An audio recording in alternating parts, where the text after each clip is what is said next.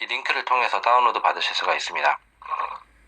과거에는 2015 버전으로 지원을 해서 이 동영상 강의는 2015로 진행을 합니다.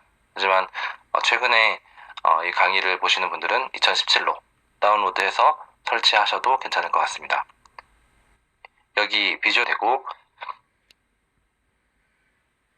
저 같은 경우에는 이제 이미 설치가 되어 있어서 이런 화면이 뜹니다. 그래서 처음 설치하시는 분들은 이제 커뮤니티 2017 여기 선택하시면 되겠고, 여기 보시면 이제 여러 가지 옵션들이 있습니다.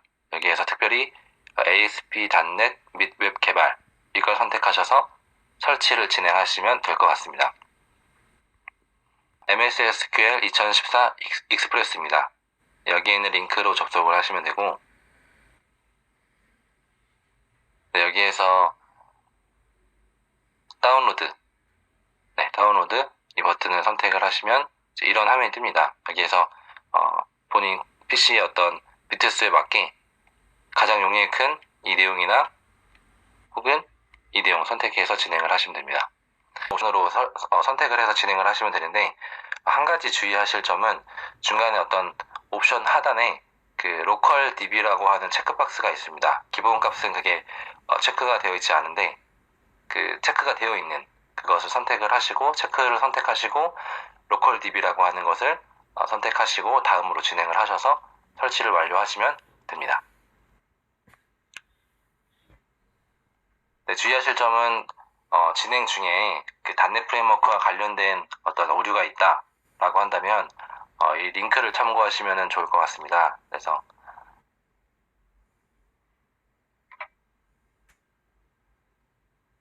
여기 이제 .NET 프레임워크 3.5 서비스 팩 설치 링크를 걸었고요.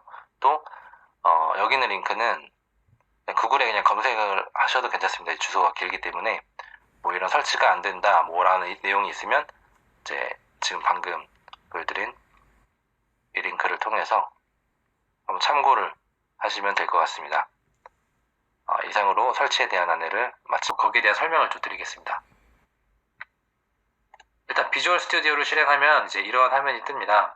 그래서 이 새 프로젝트를 클릭을 하고 원하시는 이름과 위치에다가 이 프로젝트를 추가하시면 됩니다.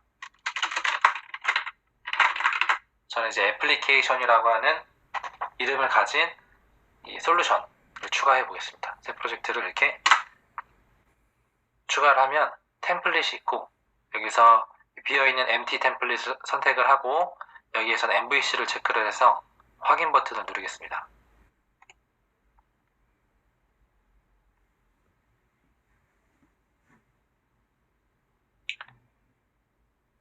네, 그런 프로젝트가 이제 만들어지고, 여기에는 이제 기본적으로 MVC의 어떤 구조를 가진 그런 폴더와 파일들이 이렇게 생성이 될 겁니다.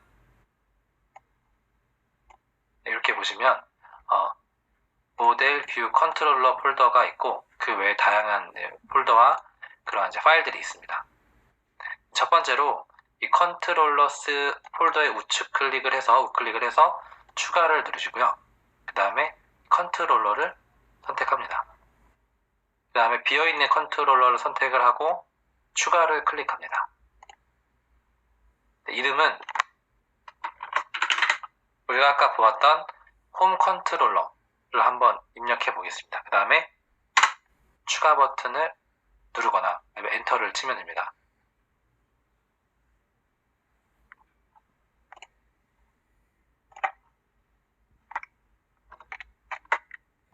여기에는 이 컨트롤러의 이름이 있고, 이건 클래스 이름입니다. 그리고 이 내용은 또 이 내용 안에는 또 인덱스라고 하는 어떤 메서드가 있습니다.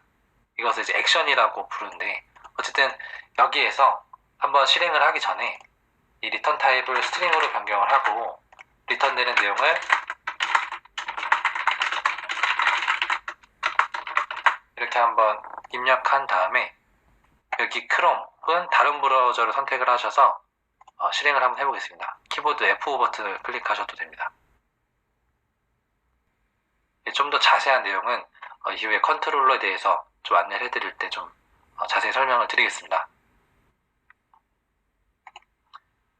그리고 이제 그 아까 제가 그 route config라고 하는 파일을 수정함으로써 이 내용을 이제 수정할 수 있다고 말씀을 드렸는데, 그 내용은 여기 app start, app_start라고 하는 폴더 안에 route config 파일이 있습니다.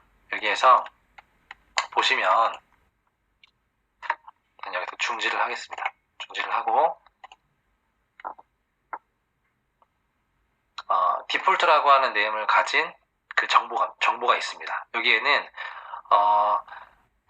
이 정보가 하나밖에 없는데, 뭐 자세한 내용은 나중에 이제 이 설정하는 부분에 대해서 좀 기회가 있으면 안내를 해드리고, 어쨌든 여기에서 말하고자 하는 내용은 기본 컨트롤러, 시작 컨트롤러를 홈이라고 하는 이름을 가진 컨트롤러로 여기서 지정을 했고, 그리고 인덱스라고 하는 액션을 시작 액션으로 지정을 했습니다. 그렇기 때문에 어떠한 내용도 입력하지 않게 되면, 슬래시 이후에 입력하지 않게 되면 이 내용들이 기본값이 되어서 실행이 되는 것입니다.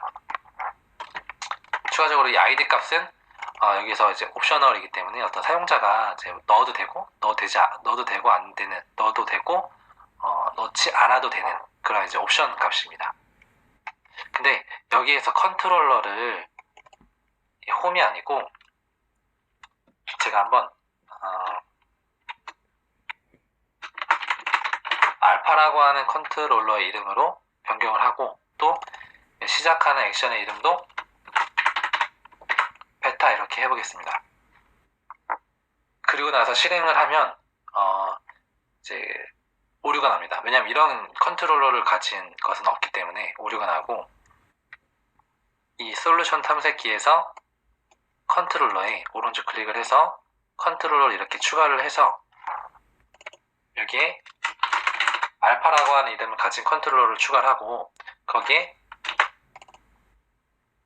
액션 이름을 베타라고 해야 이제 이런 기본 설정 값이 기본 설정한 대로 이제 이 내용이 실행이 됩니다.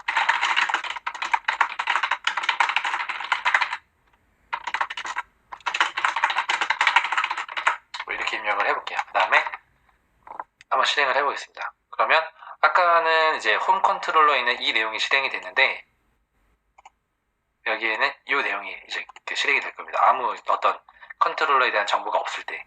네. 코드를 통해서 한번 살펴보겠습니다.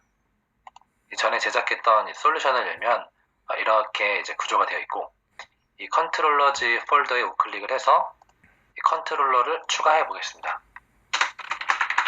이름은 보드라고 하는 컨트롤러입니다. 이 내용을 이렇게 추가를 하고, 여기에서 보시면 이 보드 컨트롤러가 이 클래스 이름이고, 인덱스라고 하는 것이 이 메서드의 이름입니다. 이 보드 컨트롤러 안에 있는 이 인덱스라고 하는 것을 이제 액션이라고 부른다고 말씀을 드렸죠. 이것을 이제 리스트라고 하는 것으로 변경을 하고, 여기에는 이제 데이터 타입이 액션 리절트로 되어 있는데, 이거는 이제 뷰를 리턴하는 것입니다. 근데 지금 이제 뷰를 살펴볼 것이 아니기 때문에 스트링이라고 하는 것으로 이제 바꾸고요. 여기에서 이렇게 리턴할 내용을 변경을 해보겠습니다. 그리고 이 메서드 안에 오는 4개 변수로 id라고 하는 것을 입력을 이렇게 할 수가 있습니다. 그래서 아까 보셨던 세 번째 오는 내용이 이제 id가 되도록 이 id를 읽어오도록 하는 겁니다. 어쨌든 이렇게 해서 한번 내용을 여기다 한번 넣어보겠습니다.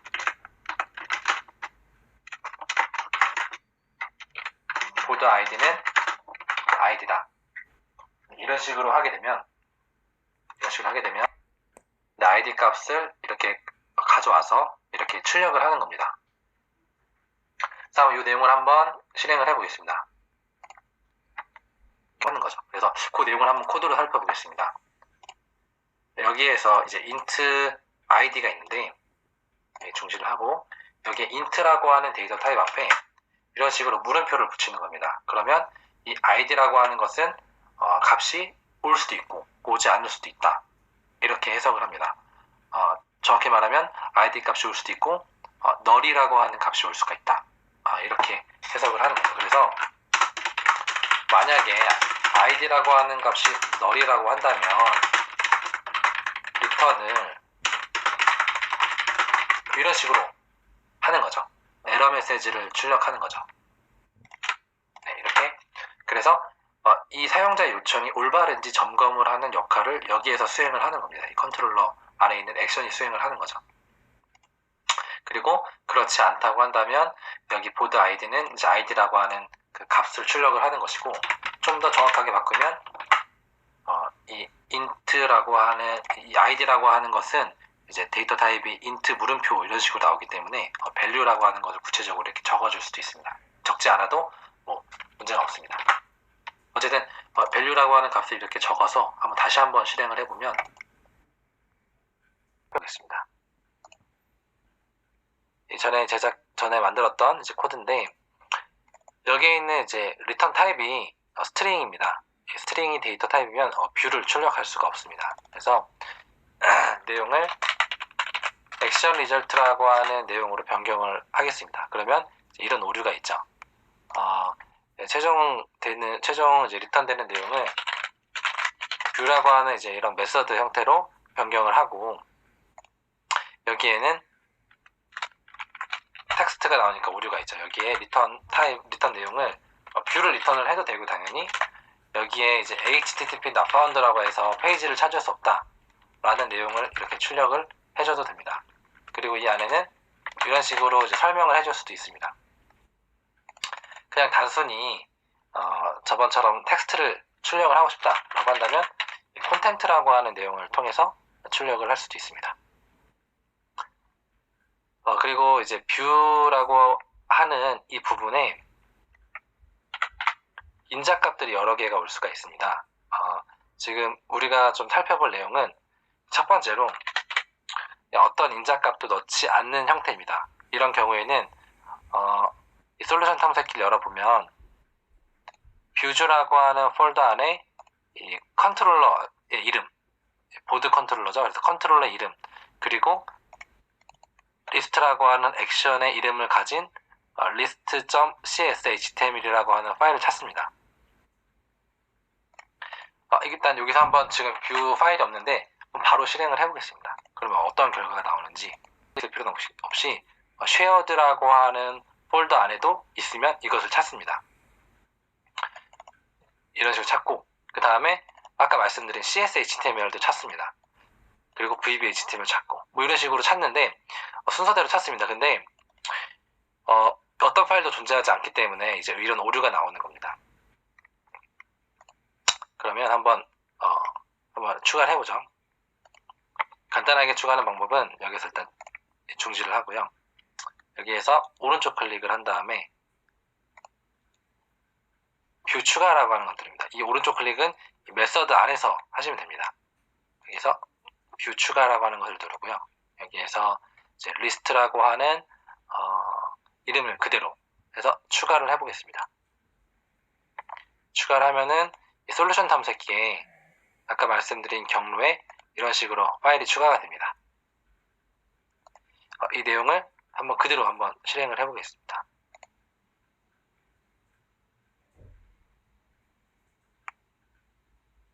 실행을 하고 여기 어떤 숫자 값을 넣었는데, 현재로서는 이 숫자 값이 큰 의미가 없습니다. 그냥 일단 이 정도로 이해를 하시면 되고요. 그러면 내용이 나오는데, 여기에서 특별히 우리가 내용을 입력한 것이 없기 때문에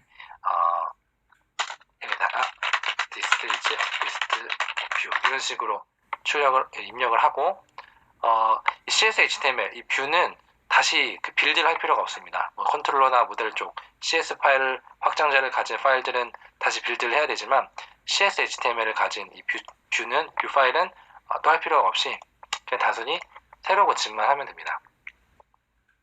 그러면 이 주소에 접근을 해서 사용자가 요청을 하게 되면 이런 식으로 이제 컨트롤러는 뷰에게 출력할 것을 지시를 하고, 이 지시를 중지를 하고, 솔루션 탐색기에서 이 보드에 오른쪽 클릭을 한 다음에 추가를 해보고, 여기 새 항목에다가 여기서 웹을 선택을 하시고요. 한번 웹폼을 한번 선택을 해보겠습니다. 그리고 이름은 리스트라고 하는 것으로 만들어 보면은 여기에 있는 내용은 this is list astx 파일 이런 식으로 해보죠. 그 다음에 우리가 아까 했던 이 내용을 새로 고침하면 어떻게 될까요? 그러면 지금은 이제 오류가 있지만 ASPX 파일을 우선적으로 실행하는 것을 알 수가 있습니다.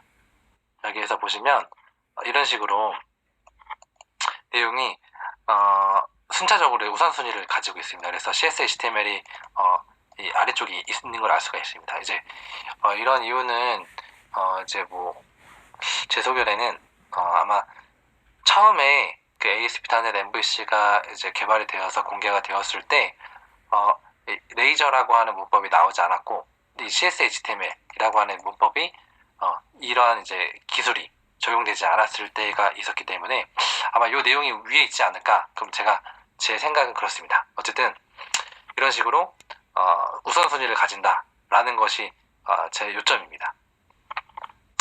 다시 한번 이제 코드로 돌아가서 솔루션 탐색기에서 여기 있는 내용은 지우겠습니다. 그리고 여기 있는 내용을 다시 새로 고치면 이런 식으로 출력이 되겠죠. 네. 그리고 여기 있는 내용을 다시 새로 고치면 이런 식으로 출력이 되겠죠. 네. 끝으로 살펴볼 내용은 아까 말씀드린 레이저라고 하는 문법입니다. 레이저는 굉장히 간단하게 C# 문법을 여기다 적용을 할 수가 있습니다. 이게 보드 컨트롤러에 있는 리스트이기 때문에 한번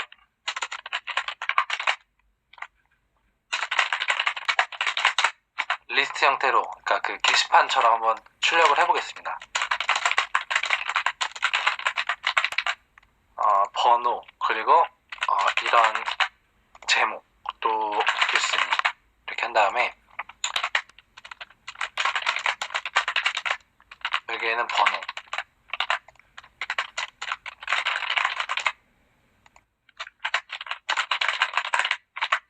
이렇게 했고 이 tr 태그가 10번 반복이 되기를 한번 제가 구현을 해보겠습니다.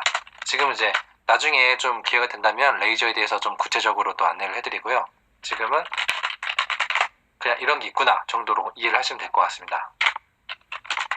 여기에서 뭐 for라든지 if라든지 이런 문법들을 바로 사용할 수가 있는 것이고, 지금 할 것은 이제 for라고 하는 이제 반복문을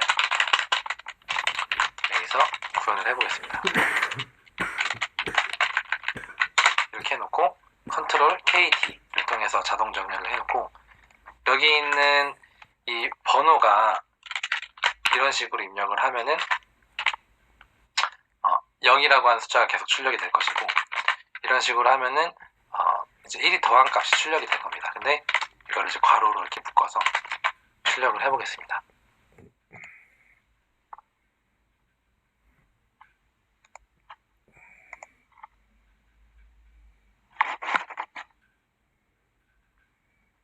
그러면 한번 코드를 한번 살펴보겠습니다. 지난 시간에 이어서 솔루션을 열람을 하시고요. 여기서 솔루션 탐색기를 열고 여기에서 모델즈를 오른쪽 클릭한 다음에 추가를 누르고 새 항목을 선택합니다. 여기 보시면 클래스가 있는데 여기에 클래스 이름은 문서를 의미하는 다큐먼트라고 하는 이름으로 한번 이렇게 하겠습니다. 그럼 이렇게 생성이 되고 이 다큐먼트는 그러니까 이 클래스의 어떤 만든 목적은 처음 설명드렸던 것처럼 데이터의 속성들을 정의하는 역할을 한다고 말씀을 드렸잖아요, 모델이. 그래서 데이터들의 속성, 즉 프로퍼티들을 여기다가 정의를 할 겁니다. PROP를 누른 다음에 탭을 제가 눌렀거든요. 다시 한번 보여드리면 PROP를 누른 다음에 키보드 탭 두 번 누르게 되면 이런 식으로 빠르게 프로퍼티를 정의를 할 수가 있습니다. 그다음에 탭을 다시 누른 다음에 여기에는 다큐먼트의 뭐 이런 식으로 정의를 하고, 그 다음에 제목을 의미하는 타이틀을 정의를 했습니다. 그리고 작성자를 의미하는 라이터도 이렇게 작성을 했습니다. 이 클래스가 하나의 모델입니다. 이런 식으로 프로퍼티들을 정의하는 역할을 이제 모델이 하기 때문에 어쨌든 이 클래스는 하나의 모델이다 라고 이해를 하시면 될 것 같습니다. 두 번째 역할은 데이터를 처리하는 역할이라고 말씀을 드렸잖아요. 근데 처리할 데이터가 좀 있어야겠죠. 그래서 그 데이터를 일반적으로는 그 데이터베이스와 연결을 해서 가져오겠지만 지금은 그렇게까지는 하지 않을 것이고 지금은 임의로 데이터를 하나 타이핑을 해서 하나 만들어 보겠습니다. 솔루션 탐색키를 여신 다음에 애플리케이션을 오른쪽 클릭하시고 추가에 새 폴더를 선택합니다. 여기 보이진 않으실 것 같은데 새 폴더라고 하는 항목을 선택을 하시고 여기에는 데이터라고 하는 폴더를 만들었고요. 여기서 오른쪽 클릭을 해서 가장 하단에 보이는 클래스를 지금 보이시지 않겠지만 클래스를 선택하셔도 되고 새 항목에서 여기서 다큐먼트 데이터라고 하는 클래스를 만들어 보겠습니다. 다큐먼트 데이터에는 그 문서를 가진 다큐먼트의 데이터를 여기다 한번 직접 타이핑을 할 겁니다. 그래서 리턴되는 데이터 타입은 다큐먼트 리스트이고 이것은 이제 컨트롤 점을 누르게 되면 유직문이 이렇게 추가가 됩니다. 그리고 여기에 다큐먼트라고 하는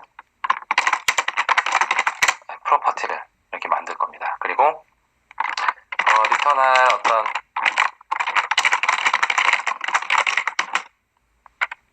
리턴 밸류를 이렇게 정의를 할 건데 당연히 여기 있는 것으로 이렇게 들어가고요. 이렇게 하고 여기에는 바로 이렇게 해서 중괄호를 열 겁니다. 그리고 여기에는 new document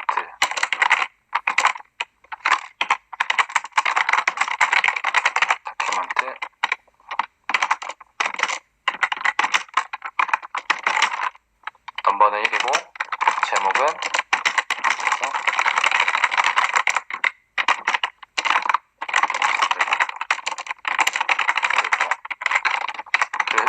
쉼표를 통해서 여러 가지 데이터를 이렇게 넣을 수가 있겠죠.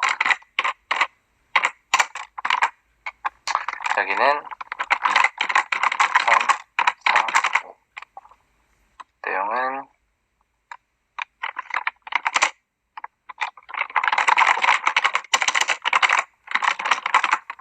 이런 식의 내용을 넣겠습니다. 그리고 여기 있는 내용은 이제 Alt를 누르고 드래그를 하면 이런 식으로 여러 개를 선택할 수가 있고 복사해둔 내용을 이렇게 붙여 넣었습니다.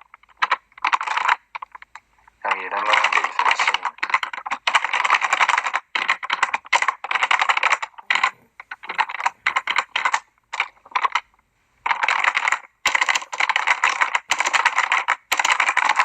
이런 식으로 이름을 넣고 그리고 최종적으로 이 리턴 밸류를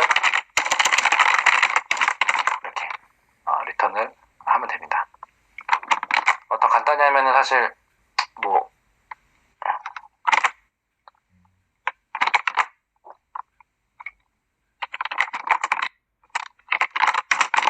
이런 식으로 할 수도 있겠습니다. 어쨌든 이런 식으로 다큐먼트 데이터 클래스 안에 있는 다큐먼트라고 하는 이 프로퍼티는 이러한 데이터들을 가지고 있는 프로퍼티다 라고 이해를 하시고 이 데이터베이스와 연동할 때는 뭐 이런 식으로 당연히 작성하지 않을 겁니다. 이거는 당연히 셀렉트문이나 아니면 엔터티 프레임워크나 뭐 이런 것들을 통해서 데이터에 접근을 할 것이기 때문에 이것은 이제 데이터를 어떤 정의하기, 데이터가 필요하기 때문에 이렇게 정의했다 라고 이해하셔도 될 것 같고 다시 이 모델지에 돌아가서 이 모델의 두 번째 역할, 그러니까 데이터를 처리하는데 그 중에서 두 번째는 데이터를 처리하는 역할을 한다고 말씀드렸습니다. 다시 모델은 결국 데이터를 처리하는 역할을 한다라고 말씀을 드렸는데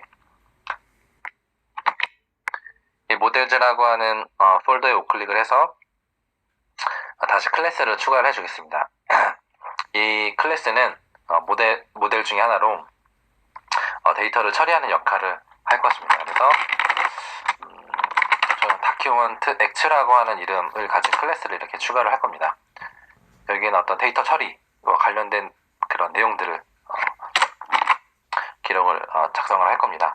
여기에는 퍼블릭 형태로 이름은 다큐먼츠라고 하는 메서드를 만들 건데 데이터 타입은 당연히 이런 식으로 할 것입니다.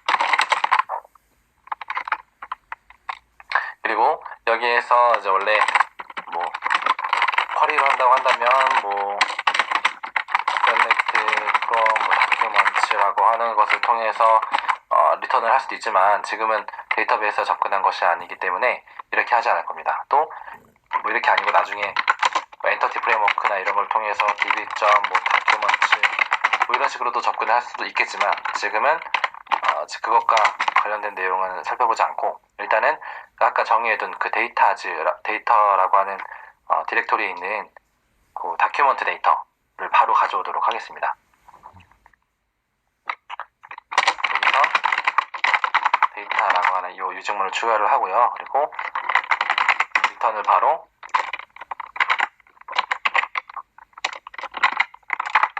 하지 않나요? 여기서 이제 인스턴스를 해야겠죠. 이런 식으로 다큐먼트 데이터라고 하는 이 객체를 이렇게 만들고 여기에 다큐먼트라고 하는 이 내용을 리턴을 하는 겁니다. 요거는 이제 계속 말씀드리지만 데이터베이스에 접근을 해서 뭐 셀렉트문을 치거나 엔터티 프레임워크를 통해서 데이터 처리한 결과를 담을 거고 그 처리한 결과를 어떤 변수에 담은 다음에 이렇게 리턴을 하겠죠. 그래서 어쨌든 지금 말씀드리고자 하는 것은 이 모델 클래스의 역할은 데이터 처리를 담당하고 그 중에 getDocument라고 하는 이 메서드는 다큐먼트 데이터에서 데이터를 가져와서 그거를 리턴한다 라고 이해를 하시면 될 것 같습니다. 그럼 이 처리된 결과를 컨트롤러에게 다시 전달을 해줘야겠죠. 아직 컨트롤러가 요청도 하지 않았지만 이 보드 컨트롤러로 가서 요청을 해보겠습니다. 요청은 여기 유증문을 추가를 해줘야겠죠. 모델즈라고 하는 이 유증문을 추가를 해주고 다큐먼트 x를 이렇게 인스턴스화해서 이 객체에 있는 getDocument라고 하는 메서드를 호출하는 겁니다. 모델이 지금 데이터 처리를 하는 이 메서드가 있는데 이 메서드를 컨트롤러에서 이렇게 호출을 하는 거죠. 그래서 이 내용을 다큐먼트에 담고 이 다큐먼트를 이 뷰라고 하는 메서드의 인자값으로 전달을 하는 겁니다. 이 뷰라고 하는 메서드는 다양한 인자값들을 던질 수가 있는데 빈값을 던질 수도 있고 다른 내용, 여러 가지 내용들을 던질 수가 있습니다. 근데 특별히 이 세 번째 있는 오브젝트 모델이라고 하는 내용을 통해서 이렇게 어떤 모델의 내용을 전달할 수가 있는 것입니다. 그리고 뷰로 이동을 해서 이 전달받은 데이터를 여기서 이제 출력을 해주면 됩니다. 뷰는. 근데 어떤 데이터를 받았는지 그 데이터 타입을 여기에다 명시를 해야 됩니다. 여기서 골뱅이를 누르고 모델 그리고 리스트 형태인데 여기에 오는 그 내용은 다큐먼트죠. 근데 다큐먼트가 현재 정의가 되어 있지 않기 때문에 앞에다 유증문을 써서 이제 모델 쪽을 추가하거나 아니면 여기다가 애플리케이션에 모델지에 있는 다큐먼트 이런 식으로 정의를 해야 됩니다. 그러면 전달받은 그 모델 데이터가 무엇인지 이렇게 정의를 했고 여기에서는 이만큼은 지우고요. 여기에서는 포이치문을 통해서 내용을 반복해서 출력을 하는 겁니다.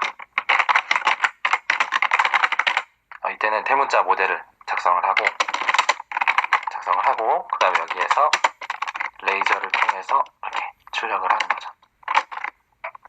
반복 자 여기서 보시면 디버그 안에 tr을 반복할 거기 때문에 이렇게 넣고 여기에는 td 그리고 레이저 메이저 골뱅이 열고 아이템 다큐먼트 넘버, 그리고 컨트롤 스페이스를 누르면 이렇게 인텔리센스가 뜹니다. 그리고 타이틀, 그리고 라이터, 이렇게 작성을 하고 실행을 하면 됩니다. 그냥 이렇게 실행을 하면 아마 에러가 날 겁니다. 왜냐면 이제 여기 인자값을 전달해주지 않았기 때문에, 여기 뭐 이미의 인자값을 이렇게 전달을 하면 이런 식으로 출력이 되는 겁니다.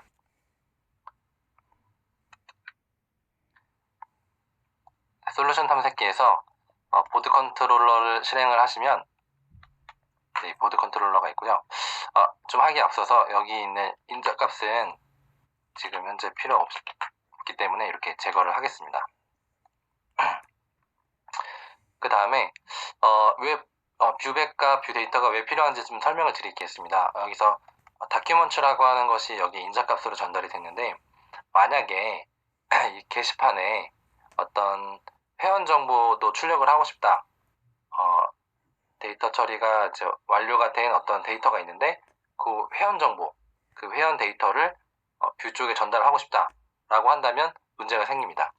왜냐하면은 이 뷰라고 하는 메서드는 모델을 하나를 전달할 수가 있고 2개 이상 전달할 수 있는 것은 없습니다. 다 이렇게 보시면 아시겠지만 모델이라고 하는 오브젝트는 하나만 전달할 수가 있어요. 그래서 이미 다큐먼트라고 하는 모델 데이터가 들어갔기 때문에 추가로 어떤 데이터를 전달하려고 한다면 그때 라고 하는 모델 데이터가 들어갔기 때문에 추가로 어떤 데이터를 전달하려고 한다면 그때 뷰백이나 뷰 데이터를 사용을 해야 됩니다. 그러면 한번 회원 정보를 만들어 보겠습니다. 여기 솔루션 탐색기에서 모델지에 오른쪽 클릭을 해서 클래스를 하나 추가를 해보겠습니다. 이름은 멤버라고 하는 클래스이고 좀 빠르게 만들어 보겠습니다.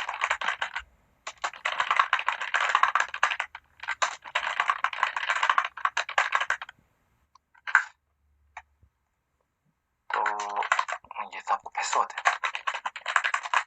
뭐 이런 회원 정보를 가진 클래스를 만들었습니다. 그리고 데이터 쪽에 오른쪽 클릭을 해서 클래스를 하나 추가해 보겠습니다. 요거는 이제 데이터입니다. 요거는 전에 그 다큐먼트 데이터를 만들었던 것처럼 그냥 데이터베이스 접근을 현재 하는 것이 아니기 때문에 타이핑을 해서 한번 회원 정보를 넣어 보겠습니다. 컨트롤 점을 눌러서 유직물을 추가를 하고요. 여기에 멤버스라고 하는 읽기 전용의 프로퍼티를 추가해 보겠습니다.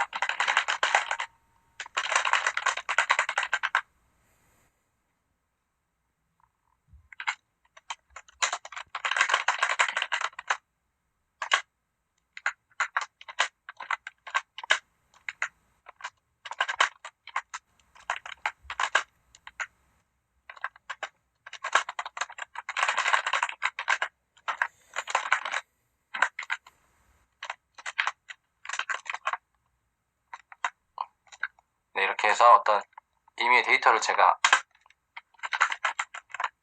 한 3개 정도 넣었습니다. 그리고 여기 또 이렇게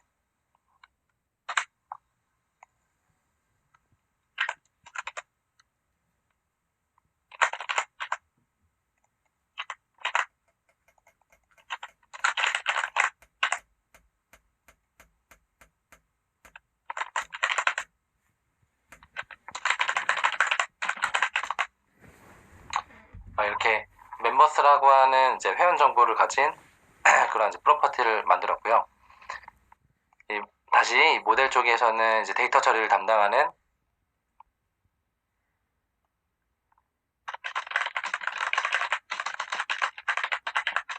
멤버 X라고 하는 클래스를 만들었습니다. 그리고 여기에는 회원 정보를 리턴하는 메서드를 만들 건데 이름은 get 멤버라고 하겠습니다. 그리고 매개 변수로 회원 넘버를 받는 인트 값을 값을 받고 리턴할 것은 데이터에 접근을 해야겠죠. 그래서 이렇게 멤버 데이터를 인스턴스화하고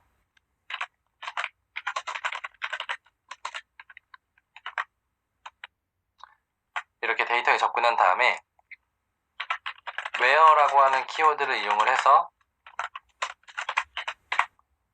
어떤 회원인지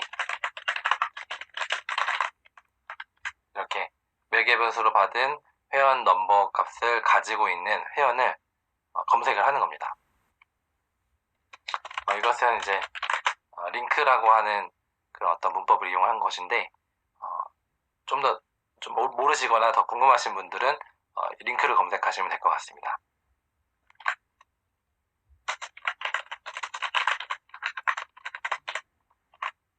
네, 이렇게 해서 멤버라고 하는 데이터를 이렇게 선언을 하고요. 이걸 일단은 바로 리턴을 하겠습니다.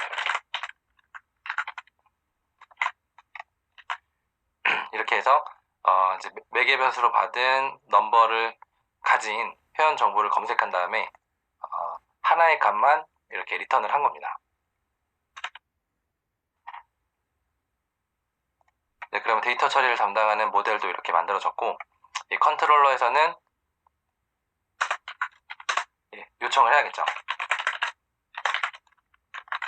멤버 X를 이렇게 인스턴스화를 해서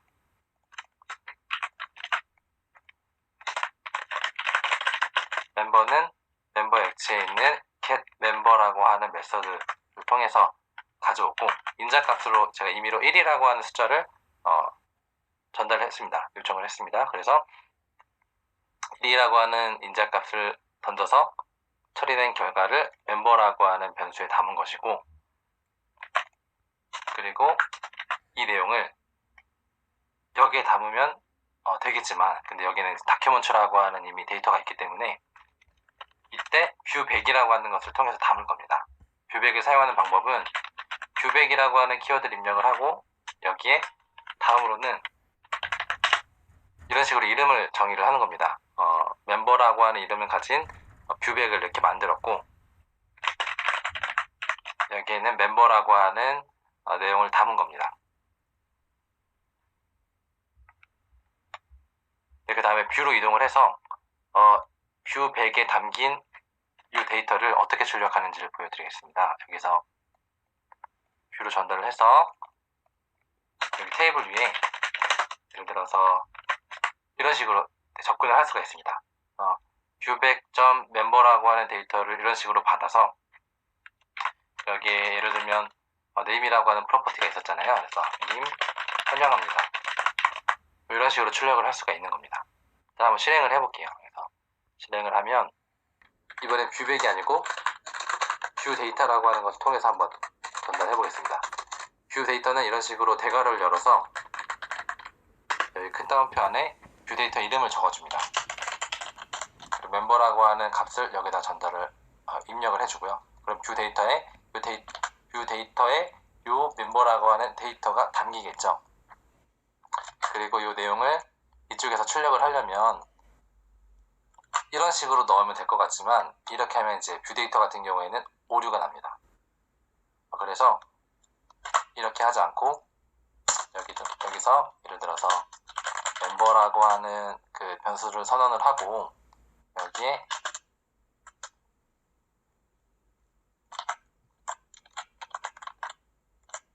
이런 식으로 한다면 멤버라고 하는 내용의 뷰 데이터의 값이 담깁니다. 이런 형태로 담깁니다. 그래서 이렇게 선언을 해주고 나서 사용을 했을 때 문제가 없습니다. 뷰 데이터도 뷰백과 마찬가지로 데이터를 전달할 수 있는 방법 중에 하나인데 아까 뷰백과 같이 바로 사용할 수는 없고 이런 식으로 형변환을 해서 사용을 해줘야 됩니다. 이걸 한번 실행을 해보면 아까랑 동일한 결과가 출력이 될 겁니다.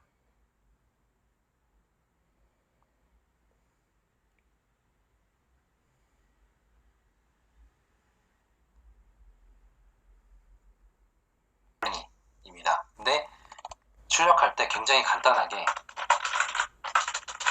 이런 식으로 출력을 하면 앞서서 PHP나 ASP에 비해서 굉장히 간소하게 출력을 할 수가 있습니다. 한번 코드를 통해서 살펴보도록 하겠습니다. 비주얼 스튜디오로 실행을 하고 이 프로젝트를 하나 추가해 보겠습니다. 이름은 app, 앱이라고 하는 것으로 출력을 하겠습니다. empty 비어있는 것에 MVC만 체크를 해서 이렇게 프로젝트를 만들어 보겠습니다.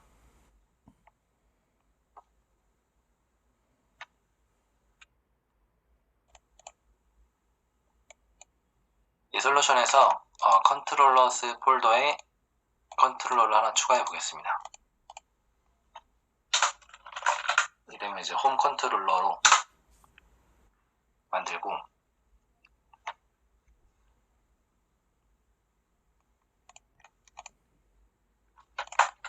여기 어떤 간단하게 어떤 데이터를 한번 입력해 보겠습니다.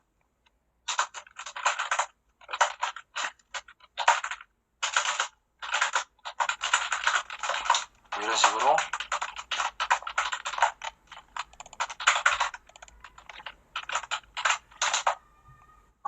ARR이라고 하는 이름을 가진 뷰백을 만들었습니다. 그리고 이 데이터는 이 생성할 여기 뷰에 전달이 되겠죠. 이렇게 해서 전달이 되는데 이 한 가지는 여기에서 이 데이터를 출력을 해야 된다는 것입니다.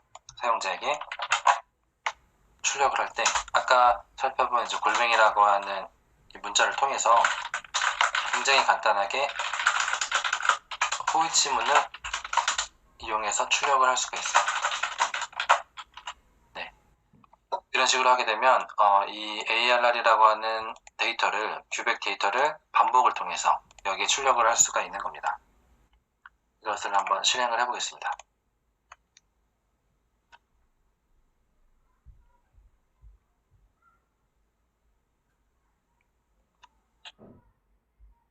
네, 이런 식으로 출력이 됩니다. 지금 못합니다. 네, 비주얼 스튜디오를 실행을 하고 여기서 새로운 프로젝트를 만들어 보겠습니다. 이름은 레이아웃이라고 하는 이름으로 프로젝트를 하나 만들겠습니다.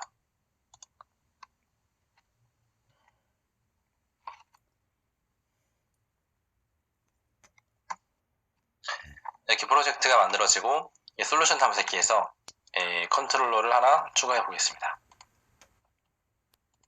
그냥 우리가 홈 컨트롤러로 이름을 이렇게 지어 보겠습니다.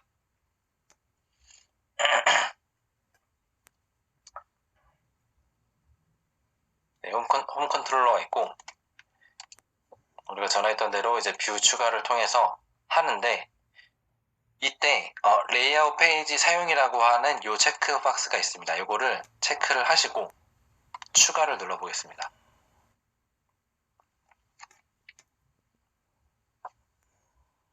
네, 추가를 하게 되면 이제 이러한 그냥 어떤 단순한 어떤 뷰 페이지 CS HTML 확장자를 가진 요 파일이 생성이 됩니다. 이걸 바로 한번 실행을 해보겠습니다. 여기서 크롬으로 바로 실행을 해보겠습니다.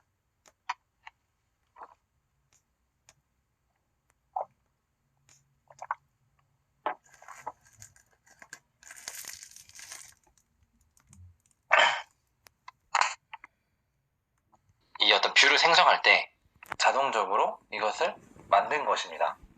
그럼 이 뒤에 있는 우리가 봤던 이러한 내용들은 어디에 있는 것인가? 그 내용은 우리가 아까 레이아웃 사용에 체크를 했잖아요. 그래서 레이아웃을 사용을 하는데 이 쉐어드라고 하는 폴더가 있습니다. 여기 안에 있는 언더바 레이아웃이라고 하는 이 CS HTML 확장자를 가진 파일이 그 레이아웃의 역할을 합니다. 우리가 그 체크를 하게 되면요. 그러면 어떤 레이아웃의 어떤 경로를 별도로 지정하지 않게 된다면 그러면 이 쉐어드에 있는 언더바 레이아웃.cshtml 이게 레이아웃이 돼서 이런 결과를 흘려주는 겁니다. 이 인덱스라고 하는 것을 제외한 이 나머지 것들입니다. 그래서 이 내용을 한번 살펴보면 이제 HTML부터 헤드, 바디 어떤 이런 내용들이 있습니다. 그리고 여기에서 필요한 뭐 부트스트랩이라든지 뭐 또 jQuery라든지 뭐 이러한 어떤 일반적으로 자주 사용할 수 있는 그런 라이브러리나 프레임워크를 미리 여기다 로드를 해 주었습니다. 어쨌든 여기에서 핵심은 이러한 어떤 하나하나 살펴보는 것에 있는 것이 아니고 바로 이 렌더바디라고 하는 메서드에 있습니다. 이 렌더바디라고 하는 것은 우리가 만든 요 index.html 요 내용을 이 렌더바디라고 하는 요 내용에 넣어주는 겁니다. 그래서 이 index라고 하는 내용이 잘라내서 여기다가 붙여 넣으면 이런 식으로 실행이 된 겁니다. 그래서 결과값이 이렇게 나온 거예요. 만약에 우리가 여기 홈 컨트롤러에서 인덱스가 아니고 알파라고 하는 이제 액션을 만들고 여기에 뷰를 추가하게 될 때 종료를 하고요. 종료를 하고 뷰를 추가할 때 마찬가지로 레이아웃 페이지 사용을 해서 추가를 하게 되면 추가가 되고 이 내용을 실행하게 되면 레이아웃은 같은, 그러니까 중복되는 이제 이러한 이제 HTML, 헤드, 바디, 그 외 CSS나 자바스크립트 로드되는 이러한 내용들은 어떤 자동적으로 이제 레이아웃에 의해서 들어오는 겁니다. 그래서 인덱스와 이 알파는 이 내용은 다르지만 그 외의 내용들은 전부 같은 겁니다. 그리고 이러한 것들을 이제 알맹이라고 한다면 인덱스와 알파에 있는 이 내용들을 알맹이라고 한다면 이 알맹이는 어디에 들어가는 것이냐면 이 렌더바디라고 하는 이 부분에 이 알맹이가 들어가는 겁니다. 이렇게 하면 어떤 이점들이 있을까요? 뭐 처음에 이제 안내해드린 것처럼 이 중복되는 코드 심지어 얼만큼이냐면 요만큼입니다. 이만큼 그리고 이만큼까지는 요만큼 그리고 이만큼에 해당되는 내용이 어떤 뷰에서 같은 어떤 중복으로 들어가는 내용이라 한다면 그 내용을 5번이면 5번을 다 입력할 필요가 없이 이 레이아웃을 사용을 하면 되는 겁니다. 그래서 굉장히 어떤 코드를 줄일 수가 있는 겁니다. 네. 그래서 어쨌든 레이아웃의 가장 우선되고 아주 중요한 목적 중에 하나는 어떤 불필요한 반복되는 그런 코드들을 반복적으로 입력할 필요 없이 이렇게 한 번 입력하고 여러 곳에서 사용할 수 있는 그런 이점이 있다 라고 이해하시면 될 것 같습니다. 자, 그러면 레이아웃은 여기 쉐어드 폴더에 있는 이것만 사용 가능하냐?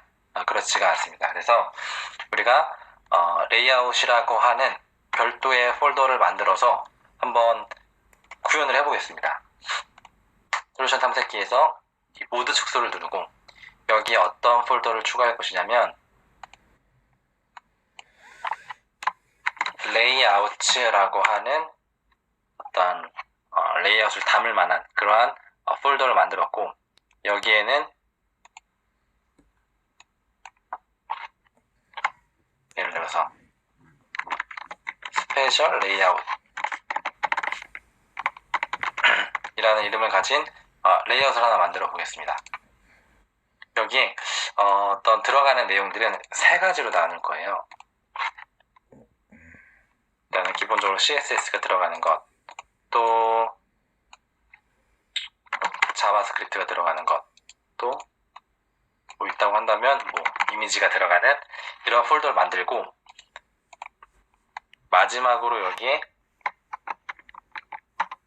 뷰즈라고 하는 내용을 만들 겁니다. 그리고 보통 이 ASP.NET에서는 이렇게 쓰지 않고 조금 대문자를 사용해서 이런 식으로 좀 변경을 많이 합니다. 그래서 그런 어떤 규칙들이 있으니까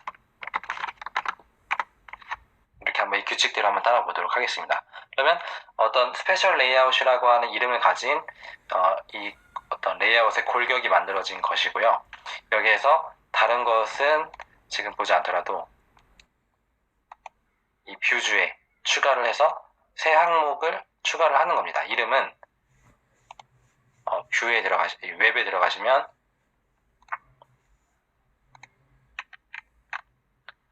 MVC5 레이아웃 페이지라고 하는 내용이 있습니다. 여기에 넣는 겁니다.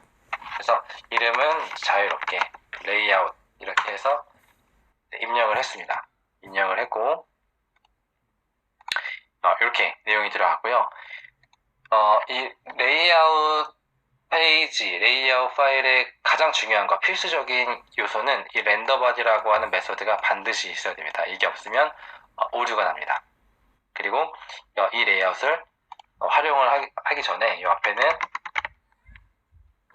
헤더 태그로 레이아웃의 상단, 그리고 여기는 이제 포터 태그로 레이아웃의 하단부 라는 내용을 입력을 했고, 여기 오류가 있어서 한번 이 내용을 보겠습니다. 현재 컨텍스트에 뷰백이라고 하는 내용이 없는 건데, 이것은 우리가 이제 CS-HTML이라고 하는 이 파일을 쓰는 목적이 이제 어떤 C# 코드를 여기서 활용을 하고 또 여러 가지 기능들을 사용을 하기 위해서 쓰지 않습니까? 근데 이 CS-HTML 파일 하나로만은 그런 것들을 구현할 때 오류가 납니다. 그런 것들을 구현할 수가 없는 겁니다. 왜냐하면 이 뷰즈라고 하는 이제 폴더에 보시면 웹.config라고 하는 이러한 이제 파일이 있습니다. 여기 보면은 이제 레이저 문법을 구현할 수 있게끔 하는 어떤 그러한 요소들이 있는 겁니다. 그래서 결론적으로 이 웹.config라고 하는 이 파일이 뷰즈라고 하는 CS-HTML이 있는 이 경로의 위치에 있어야 이 내용이 정상적으로 작동을 할 수가 있습니다. 지금은 여전히 빨간 줄이긴 한데 아마 실행을 하면 제대로 보일 걸로 좀 생각을 합니다. 근데 이렇게 하게 되면 좀 문제가 있습니다. 이 내용을 뷰즈에 넣지 않고 전체로 이렇게 넣은 다음에 이 뷰즈를 만약에 삭제를 했어요. 삭제를 하고 이 콘텐츠에 어떤 여기 새 항목으로 이제 스타일 시트를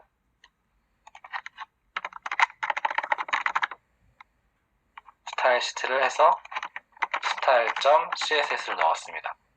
그리고 이 레이아웃에서 이 스타일을 이런 식으로 로드를 해서 쓴다 라고 하면은 이 경로 중에 이 경로에 어떤 웹.config가 있으면 이 경로를 제대로 찾을 수가 없습니다. 어쨌든 결론적으로 어떤 내용을 말씀드리고자 하냐면 이 CS-HTML은 CS-HTML끼리 있어야 되고, 그리고 그것을 활용하려면 이러한 이제 웹.config, 소문자 W로 시작하는 웹.config 파일이 필요합니다. 이런 내용을 가진 웹.config 파일이 반드시 있어야 합니다. 그리고 그 외에 어떤 자바스크립트 파일이나 CSS 파일은 이러한 이제 웹.config가 이제 포함된 그런 것에 있게 되면 경로를 찾지 못하는 이제 그러한 시행착오를 겪으실 수가 있습니다. 그래서 미리 말씀을 드리는 것이고, 어쨌든 이 내용을 제가 이렇게 만들었고, 이렇게 이제 만들어졌고, 그리고 이제 홈 컨트롤러에서 액션을 하나 더 추가를 해보겠습니다. 이름은 베타라고 하는, 그리고 네, 이제 액션 리절트로 해서 뷰를 추가를 해보겠습니다. 추가를 하는데 레이어 페이지를 사용을 하겠지만, 그냥 추가하면은 아까 말씀드린 대로 쉐어드라고 하는 폴더에 있는 그 레이아웃 실행이 되기 때문에 여기에 있는 이 내용을 선택을 해서 레이아웃 안에 있는 스페셜 레이아웃 안에 있는 뷰즈라고 하는 폴더 안에 있는 이 레이아웃을 선택을 하는 겁니다. 이렇게 해서 추가를 하게 되면 이런 식으로 추가가 되고, 아까와 다른 점, 아까 이제 알파와 그 인덱스랑 다른 점은 레이아웃이라고 하는 것이 적혀 있어서 여기에 이 내용이 들어간 겁니다. 네, 그래서 이 내용을 바로 실행을 해보면